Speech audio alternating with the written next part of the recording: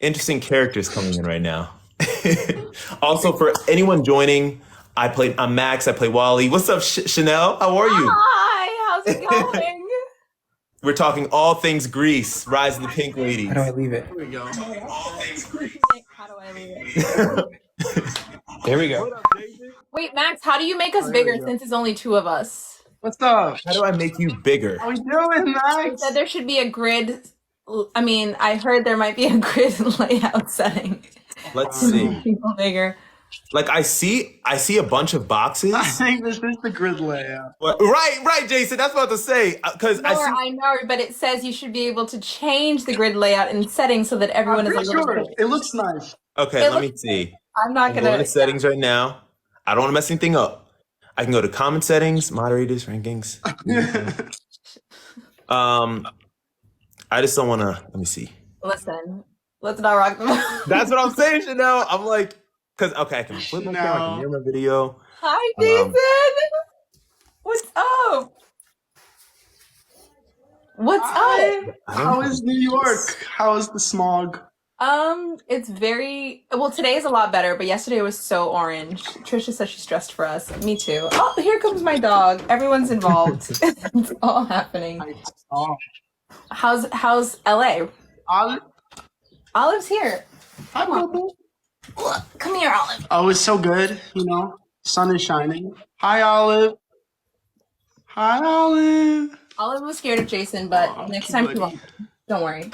Okay, yeah, this is not working at all. It's okay. But I feel like We'll- everyone yeah, looks we'll good. Everyone's glowing. Everyone has like pearly white showing. How are you guys? Chanel, you're in New York, right? Yes, Jason, where are you at right now? he's in LA. I'm in Los Angeles. It seems like you don't want to say that for a second. In me and Maximo's home, which is, well, Maximo's in Nick's home. I am dead. I'm so glad to have you guys. Thank I Tommy for the have a million questions for you because obviously I feel like this is a very interesting dynamic. But Chanel, I'll start with you. Okay, I just want to preface this. This is going to have a spoiler. So if you have not finished this series yet, just plug your ears for like 20 seconds and then you can come back, okay? Are they plugged? Okay. You've been I think we're warned. fair. Chanel, they've been warned, exactly. Chanel, as we all saw, you got graced with the beautiful Pink Lady's jacket at the end of the finale. Yes, come on now, come on. Congratulations. How did that feel? What was that process like putting on the Pink Lady's jacket and becoming an official Pink Lady like in the history of Greece? It's you saying that is very weird to me, and it's still very like surreal, and it keeps taking me a second to know that it's actually happening. But putting on the jacket because we were so close to like finishing the shoot, everything was so quick that I remember Maxwell. I handed you my phone. I was like, "Can you just record this? I got 10 seconds to put this thing on." But I was like, "I've waited a year for this thing. I need a second to commemorate putting it on." But it was really, it almost was like surreal. I think it felt real when they put it on in the number, like us like jogging forward in Think Pink was so emotional. I had to keep stopping myself from crying. Because I just never would have thought in a million years that someone like me would end up being a Pink Lady. So I'm so excited, and I love her arc. I love seeing this person who was like, my job is to lay low, not cause a scene. I'm not trying to get no attention. And you see her at the end, you're like, baby girl, I don't know how that worked out for you. But I'm really excited. So happy. I love that. Well, it's so well deserved. You kill it on the show. It's like such a magnetic performance. Like I think I told you, my dad, every time he sees you on screen, it's just like she's a star. Like she's a star. So like we all are obsessed with Chanel and Hazel, and we love your character. Jason, obviously, Buddy gets very close with Hazel. Over the Yeah, course sorry, of the man. season. Sorry about that. I'm turning off my Wally brain for this. I'm turning off Wally brain. You got it. It's out the window. Separated. But actually, I have two questions for you related Yes. to that. So, Buddy, like many characters on the show, Buddy has what I like to call rotation, right? He has a roster. He does. He starts out and gets it popping with Susan, That's and then true. he jumps from Susan to Jane, Yeah. and then it seems like he's trying to see what's going on in Hazelland. So my question is, one, does Buddy have a type? And two, do you really think Buddy is the good guy? Okay. One, it's an interesting question. I think Buddy does have a type, but I don't think it's any type of physical appearance. I think it's more the way somebody makes him feel. I think he looks for the people that make him feel like himself. I don't think he's even actively doing that. I just think people like Jane and people like Hazel especially, and I believe Susan before the show began, make him feel like he's comfortable and he's able to share and be open despite the fact to be himself the way he can't be with his family, with his dad, with his friends, you know. So I think that's his type. And then his Buddy, really the good guy, is a complicated question because Right, a lot to unpack. because I think Buddy has a beautiful heart, and I think that's the main most important thing. But he makes a lot of mistakes along the way, and I guess the way I kind of think about it is Buddy is just like. He's just so human, you know. He's this high schooler who is being pulled between his family, his friends, his romantic interests, and he doesn't really know what to do with it all. He doesn't know how to make decisions for himself, so he makes a lot of mistakes along the way and he hurts people. But I think the shining light for him within that is that when he hurts people, it affects him, you know, it affects him negatively, and he goes, okay, I can't do that again, so how do I maneuver myself in a way? And of course, for a lot of the series, he goes, how do I maneuver myself in a way where I still make my dad happy and I also don't hurt everybody else, which I think he learns by the end is something that he can no longer do. So I think he's progressing towards being a good person, but I think even he at the end of the series would say he's not the good guy. He would like to be and he hopes to be, but he's not currently the good guy yet. Yeah. I think that's something that's so cool about Buddy towards the end of the season. Like, he's so self-aware, you know, of like his station in life and like who he is and kind of the privileges that he's gotten. And then we're kind of like left on a cliffhanger, honestly, of where's he going to go now from now? You know what I mean? How does he move with this knowledge? So very, very great answer, Jason. I love that. Chanel, I'd love to talk about music with you because I feel like Hazel has so many breakout musical moments, from Same Sky to Finding My Light to Think Pink. Do you have a special memory out of those? And what was it like making all those amazing songs? I think I already talked about it, but like Think Pink just like holds such a place in my heart. I think because I knew that, you know, again, spoiler, what was going to happen with I keep disclaiming, you know, I knew that, you know, someone was going to, you know, turn pink. And so knowing that since I like first got there in February and then shooting that in July was just like, oh my God, like I didn't think we would ever get here. Like I never imagined that I'd be like singing with these people in this way, wearing this thing. And so it was very, very special. Another moment that sticks out to me is not my song. It's actually both of your songs that I have. and yours. Yes, both of yours as well. Listen, I've never wanted to be a video vixen more in my life than like me like dancing in the rain to Land, or me in the corner shooting every little second of Jason singing Pulling Strings. Like those were my favorite moments because like I spent most of my time on set with you both, and so like we got really close, we like built great friendships and relationships, and I feel like I was so proud to be watching, and I was like, look at them go, like I know them, like they're so cool, and I just like was so happy to see y'all get your shine, and you both knock it out of the park. Like Pulling Strings, I will always say forever and ever, every single time I'm gonna open up my mouth, that part will live rent free in my head until I die. And so I will never forget the time that I was in the studio with Simone Torres and heard your voice for the first time, and literally my jaw dropped and I was like, you gotta be kidding me. I remember hearing your voice for the first time too, Maxwell. That was crazy. I had never heard him sing before. I had sang around Maxwell so many times, and he was always just like, "You're such a good singer," you know. Never thought about the fact that he's an amazing singer himself. And so when I heard it for the first time, it was just wild. Oh, that is so sweet, you guys. Thank you so much. No, I remember recording Land. Like it was just such a special experience, and like having Chanel there was so amazing, and like. It was just great to feel the love and support in the room.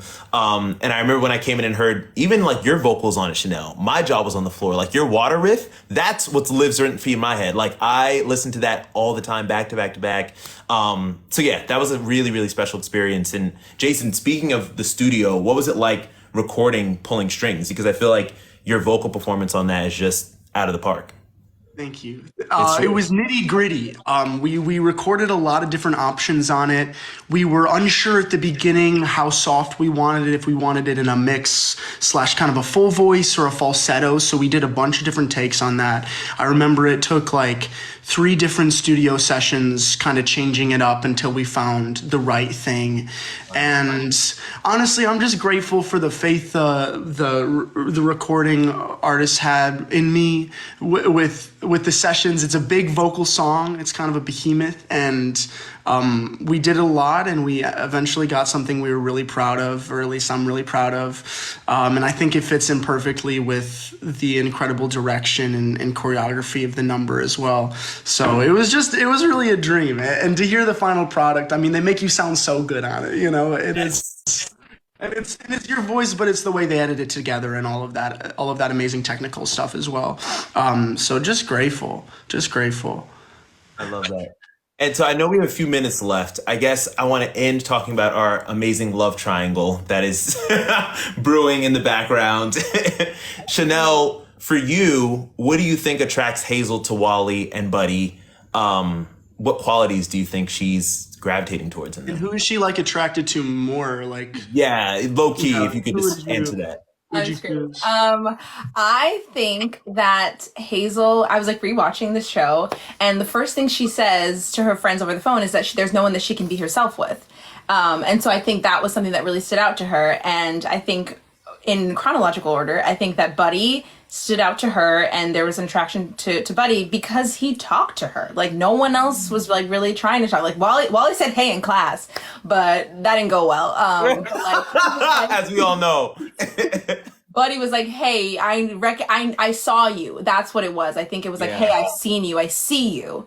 And I think throughout their friendship, they constantly are like seeing each other and calling each other's bluffs and pushing each other in a way that no one else really would be. Like, Buddy doesn't let Hazel just say, "I'm shy," and throw in the towel. And Hazel doesn't let Buddy be like, "It's Susan. I don't know what I'm doing." She's like, "You shouldn't say dumb things. Like, you make everyone else, they just like hold each other up and call each other out." And I think it's easy. I think that it's something that was very unexpected, and their relationship is very easy and both really positive. And then for Wally, I felt like she again wasn't expecting this Soch boy, both of these Soch boys to even notice her at all.